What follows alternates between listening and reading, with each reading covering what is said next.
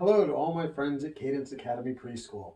Hi, it's me, Mr. Jim. Give you a little story time once again. Today we're going to be reading Don't Push the Button by Bill Cotter. Hi, my name is Larry. Welcome to my book. There's only one rule. Don't push the button. Seriously, don't even think about it. It does look pretty nice though. Maybe you should give the button one little push. Dink. Ah! Now I'm yellow. Push it again. Dink. Eek! Now I'm yellow and polka dot. Push it twice. Dink, dink.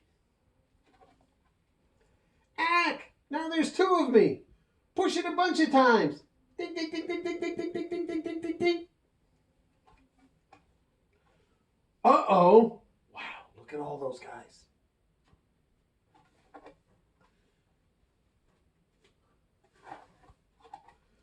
Shake the book to get rid of all the extra Larrys.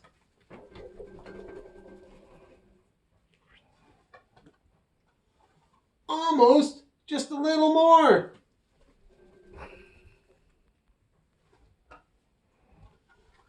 Okay, there we go. It says to scratch Larry's tummy to get him back to normal.